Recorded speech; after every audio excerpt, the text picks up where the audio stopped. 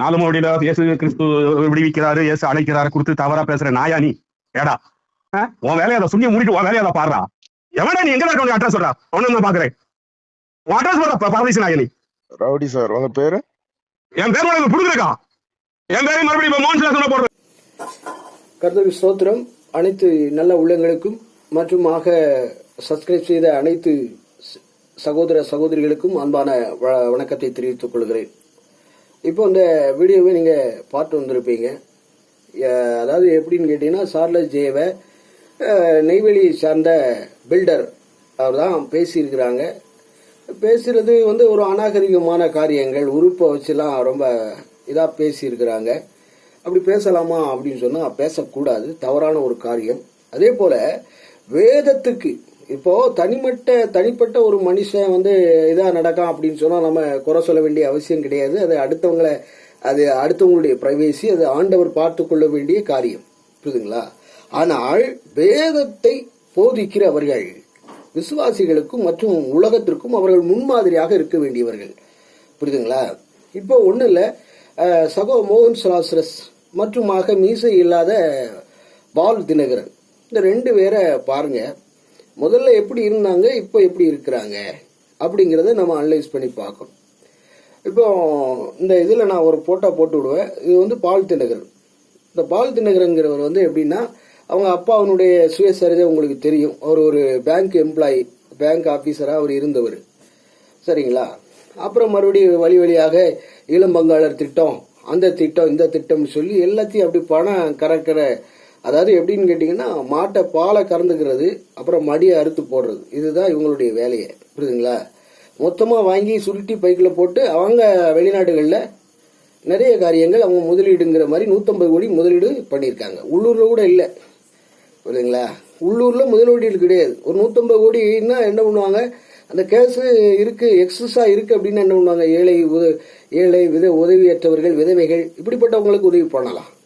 ரோட்டோரத்தில் கிடைக்கிறவங்களுக்கு நிறைய சாப்பாடு வகைகளை கொடுக்கலாம். கடன் பிரச்சனைனால இருக்கக்கூடிய எத்தனையோ பேர் இருக்கிறாங்க, அவங்களுக்கெல்லாம் கொடுத்து உதவி பண்ணலாம். அதான் ஆண்டவர் எதிர்பார்க்கிற காரியம்.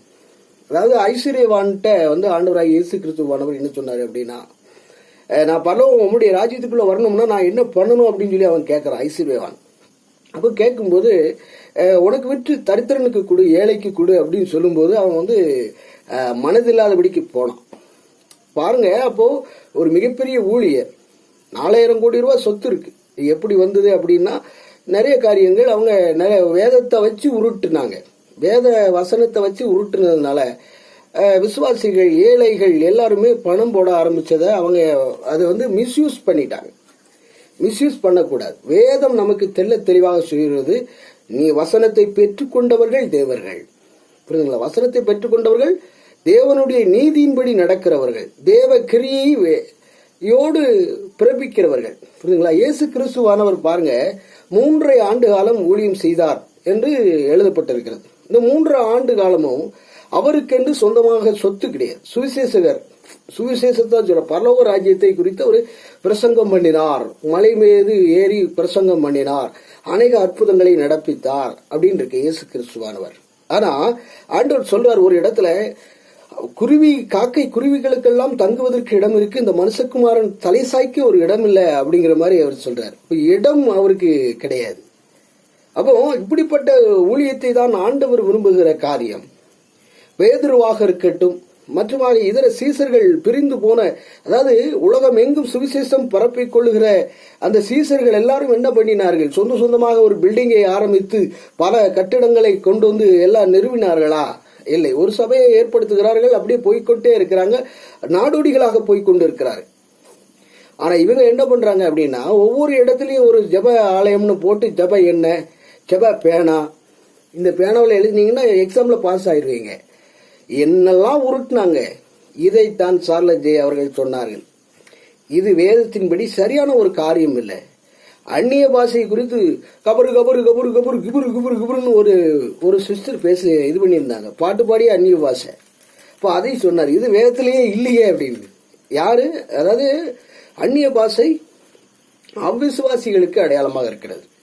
அப்ப இதெல்லாம் தவறு அப்படின்னு சொல்வதற்கு வேதத்தின்படி நம்ம கண்டிப்பாக கண்டித்து உணர்த்த வேண்டும்.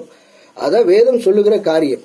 அதாவது ஆண்டவராகிய இயேசு கிறிஸ்துவானவர் என்னன்னு கேட்டீங்கன்னா, சீசர் தம்முடைய சீசர்களுக்கு அவர் சொல்றாரு என்னன்னா, நான் ஆடுகளுக்குள்ளே ஓநாய்களுக்குள்ளே ஆடுகளை அனுப்புகிறேன் அப்படிங்கிறார். அப்போ அந்த இடத்துல போகணும். கடைசி நாட்கள் என்னெல்லாம் பண்ணுவாங்கன்னு சொல்லி இயேசு கிறிஸ்துவானவர் எச்சரிக்கையாக சொன்னார்.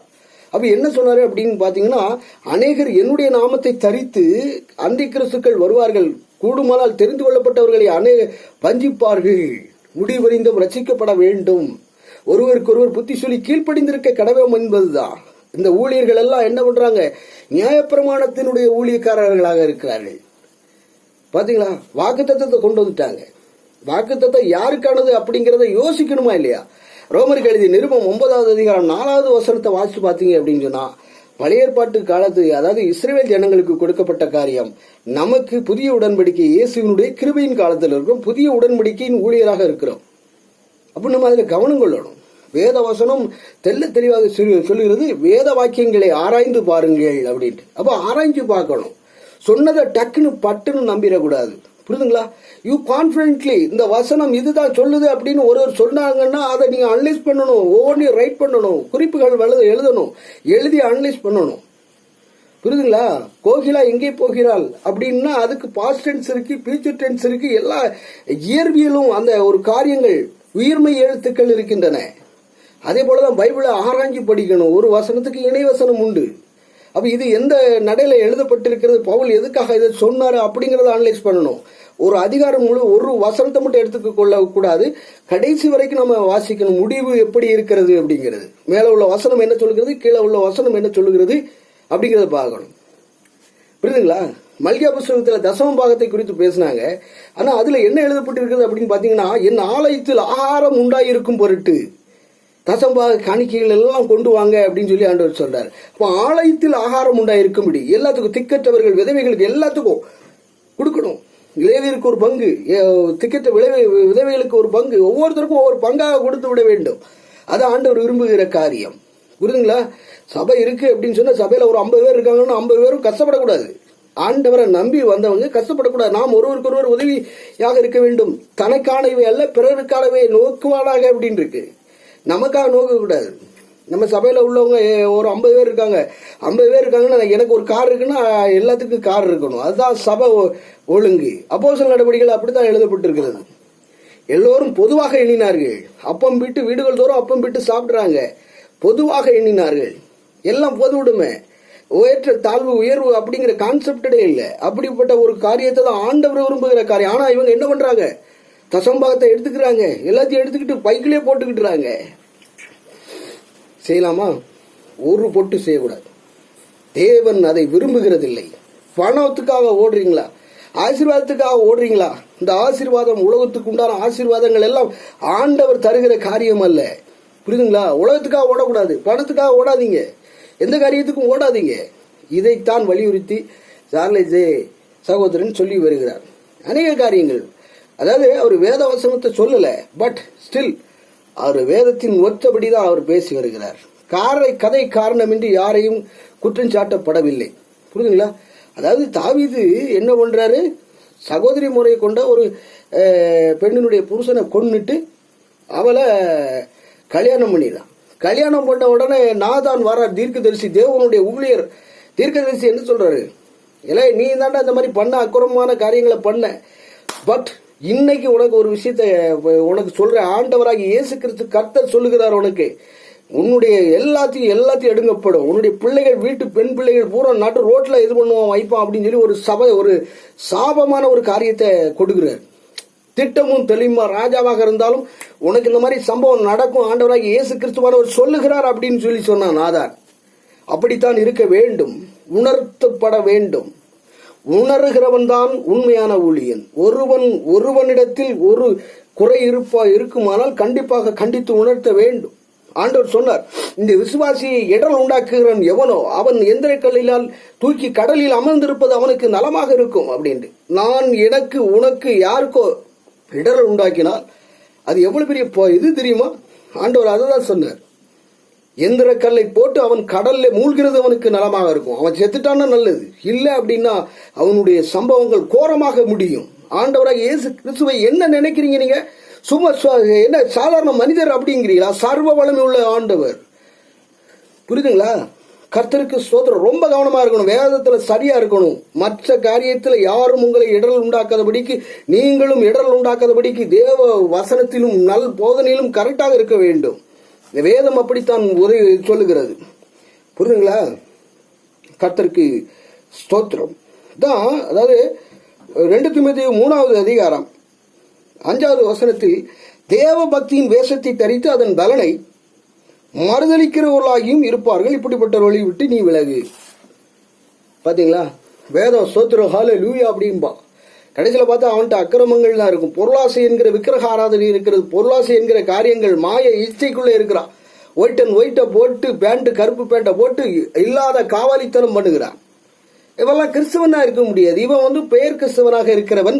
இவன் சும்மா பேருக்கு ஒரு என்ன சொல்றது, ஒரு 4 பாத்திரத்துல ஒரு பாத்திரம், அது எங்கேயாவது ஒரு பக்கம் ஆண்டவருக்கு ஆத்திரம் உண்டாகி அவன் எங்கேயாவது போய் சாவான். அதுக்கு உண்டான பலனை கர்த்தர் தருவார். இயேசு கிறிஸ்துவானவர் பயங்கரம் உள்ள தேவன். நீங்கள் நினைப்பது போல அல்ல. அன்பாக இருக்கிறார், இதாக இருக்கிறார் என்று பயங்கரம் உள்ள தேவன். ரொம்ப பயப்பட வேண்டும். அவர் பயப்படத்தக்கவராக இருக்கிறார்கள். தூதர்கள் அவர்களுக்கு பயந்து நடுக்கத்தோடு சேவிக்கிறார்கள். புரியுதுங்களா? சும்மா என்னன்னா வாக்குத்தத்தத்தை பிடிக்கிறாங்க. எதை கேட்டாலும் எதை செஞ்சாலும் வாக்குத்தத்தத்தை பிடிச்சிக்கிட்டு இருக்கிறவனை முட்டாளாக்குறது, இடரல் உண்டாக்குறது, இயேசுவை பிரதிபலிக்கிறது இல்ல. இவனுக்கு வாக்குத்தத்துக்கு போட்டானுங்க. ஆபிரகாமுக்கு கொடுத்த வாக்குத்தத்தத்தை இருப்பாருங்க, அந்த வாக்குத்தத்துக்கு கொண்டு போயிட்டானுங்க. ஆபிரகாமு அவன் நீ போப்பா, நான் காண்பிக்க தேசத்துக்கு போ அப்படின்னு சொன்ன உடனே அவன் வாரான். அவன் எப்படி கேட்டான்? விசுவாசத்தினால பெற்றுக்கொண்டான். நாம விசுவாசத்தினால பெற்றுக்கொள்வோம் ஆசீர்வாதத்தை. பட் ஸ்டில் இதை வச்சுக்கிட்டு ஆசீர்வதிப்பார். கோடான கோடி பெருகுவாயாக. புறஜாதி தன்னுடைய சகோதரிக்கு சொன்ன காரியம் இவனை என்ன பண்ணிட்டானுங்க? டார்னு உடனே கோடான கோடி பெருகுவாயாக, கோடான கோடி பெருகுவாயாக. எப்படி பெருகுவாயாக? ஆண்டவர் சொல்லாத எந்த காரியமும் எங்கேயும் நடந்தேறாகாது. முதலாவது தேவனுடைய ராஜ்யத்தையும் நீதியையும் தேடுங்கள், இவைகள் எல்லாம் கூட கொடுக்கப்படும் என்று இயேசு கிறிஸ்துவானவர் சொன்னார். அதைத்தான் நம்ம ஃபாலோ பண்ணி போகணும். பழைய ஏற்பாட்டில் உள்ள வாக்குத்தத்தத்தை போயிட்டாங்க, பழைய ஏற்பாடு காரியத்தில் எல்லாத்திலும் போயிட்டாங்க. அப்போ என்ன கிடா வெட்ட வேண்டியதானே? அங்கேயும் தான் இருக்க. லேவியராகமம்ல நீங்க வாசிங்கன்னா கிடா வெட்டணும், புறாவை வெட்டணும், எல்லாத்தையும் வெட்டணும். எது தீட்டு உள்ளவ கோயிலுக்குள்ள போக முடியாது, வெண்குஷ்டம் உள்ளவன் புறம்பே இருக்கணும், எல்லாத்தையும் அதையும் கடைபிடிக்க வேண்டியதானே? வாக்குத்தத்தத்தை பிடிச்சா 1000 கடைபிடிக்கணும். ஒன்று விட்டா ஒரு தப்பு பண்ணா 1000 தவறு தான் வரும். புரியுதுங்களா இல்லையா? ஒரு தவறு 1000 கொண்டு வரும். அப்போ ஒரு பொய் சொல்லக்கூடாது. அப்போ ஒன்றை கடைபிடிச்சா 1000 கடைபிடிக்கணும். புரியுங்களா? To you understand that?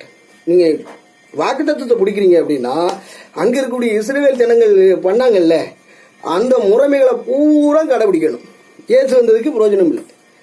புரியுதுங்களா? கலாத்தியர் நிருபத்தில் நீங்க 5வது அதிகாரத்தை வாசிச்சு பார்த்தீங்கன்னா, நியாயப்பிரமாணத்துக்கு அடிமையாகும் பொருட்டு கள்ள சகோதரர்கள் இப்படி பக்க வழியாக நுழைந்த கள்ள சகோதரர்களா இப்படி ஆயிற்று. இவங்கெல்லாம் கள்ள சகோதரர்கள், கண்டிப்பாக உணர்த்தப்பட வேண்டும்.